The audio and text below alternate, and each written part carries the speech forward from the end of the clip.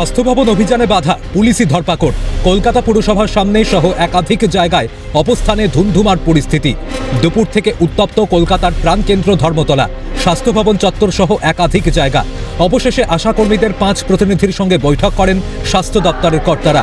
সূত্রের খবর, সেখানে তাদের 8 দফা দাবি নিয়ে আলোচনা হয়েছে বলেই খবর। তবে ফলপ্রসূ হয়নি বৈঠক। আমাদেরকে আজকে খুব সন্তোষজনক কিছু স্বাস্থ্য ভবন থেকে বলেনি। তারা বলেছেন নিশ্চয়ই হবে, একটু ওয়েট করুন, একটু ধৈর্য ধরুন।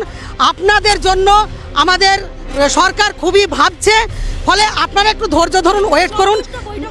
সন্তুষ্ট নই আমরা, এই বৈঠকে সন্তুষ্ট নই। ফলে আজকের বিক্ষোভ উঠছে, মানে এই বিক্ষোভের রূপ আগামীকালকে চূড়ান্ত আরও বেশি আকার নেবে। দেবতার কাছে বারবার আবেদন জানিয়েছি, আমরা প্রত্যাখ্যান হচ্ছি বারবার। আমাদের তার মানে ফিক্সড ভাতার বদলে পুলিশি হয়রানি, থ্রেট, নানান রকমের আজকে ফিজিক্যাল অ্যাসল্ট, এইগুলো হুমকি, এগুলোই আমরা পেয়েছি। আমরা আবারও আবেদন করে এসেছি, থ্রেট হুমকি নয়, আমাদের ভাতা বৃদ্ধি করা হোক। যে মিথ্যা কথা। এরপর 6:45 নাগাদ কলকাতা পুরসভার সামনে অবস্থান তুলে নেন আশাকর্মীরা। তবে কর্মবিরতি চলবে বলে সাফ জানান আশাকর্মীরা। পাশাপাশি বৃহস্পতিবার রাজ্য জুড়ে পালিত হবে ধিক্কার দিবস। আন্দোলন আমাদের চলবে, আন্দোলন আমরা কালকে সারা রাজ্যে ধিক্কার দিবস পালন করছি।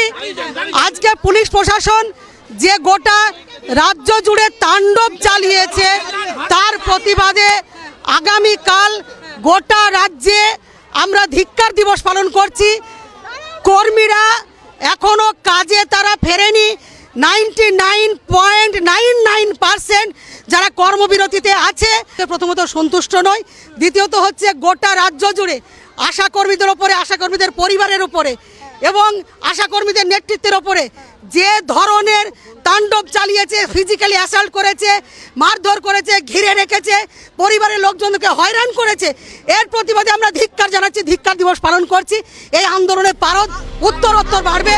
সদুত্তর না আসা পর্যন্ত স্বাস্থ্য ভবনের সামনে অবস্থান বিক্ষোভ জারি রাখার কথা জানিয়েছেন আশাকর্মীরা। প্রসঙ্গ টেনেছেন মঙ্গলে আশাকর্মীদের উদ্দেশ্যে রাখা রাজ্যের স্বাস্থ্য প্রতিমন্ত্রী চন্দ্রিমা ভট্টাচার্যের বক্তব্য নিয়ে। গতকালকে বলেছেন যে মাননীয় প্রতিমন্ত্রী, স্বাস্থ্য প্রতিমন্ত্রী চন্দ্রিমা ভট্টাচার্য বলেছেন আমরাই সবচেয়ে বেশি দিই, এই কথা বলেছেন। তার সঙ্গে একটা মৃদু থ্রেট দিয়েছেন যে এটা নিয়ে বাড়াবাড়ি করলে আমরা কিন্তু ছাড়ব না, এই ধরনের যে কথা বলেছেন।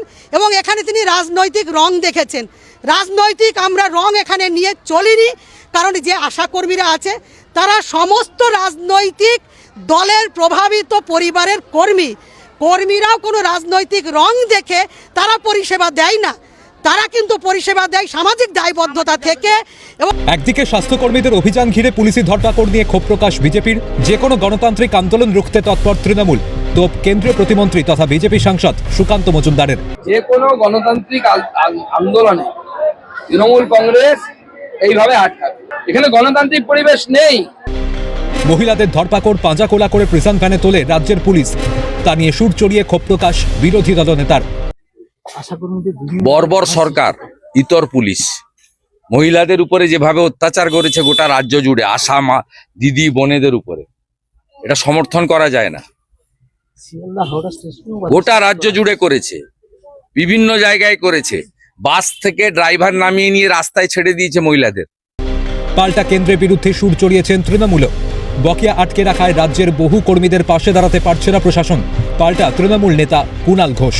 দেখুন, সারা দেশের যা পরিস্থিতি, তাতে ওনাদের ভাতা এবং অন্যান্য সুযোগ সুবিধা সব থেকে বেশি কিন্তু পশ্চিমবঙ্গই দেয়। মমতা বন্দ্যোপাধ্যায় হয়তো আরও দিতে চান, কারণ এই আশা কর্মীদের প্রতি, বিশেষত মহিলাদের প্রতি তার যে কতখানি বাড়তি গুরুত্ব দেওয়ার মানসিকতা, সেটা আমরা সবাই জানি।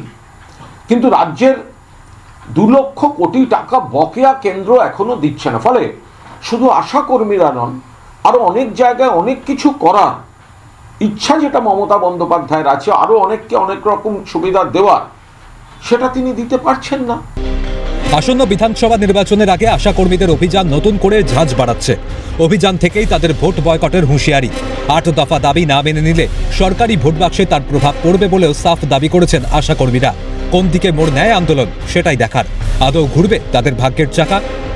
ক্যামেরায় গোপাল তপাদার, সুরজিৎ প্রামাণিক, শুভময় দাস ও সায়ন চক্রবর্তীর সঙ্গে রেশমি দাস, দীপাঞ্জনা সাউ, শুভজিৎ দে ও অদ্রিজা ঘোষের রিপোর্ট, ক্যালকাটা নিউজ।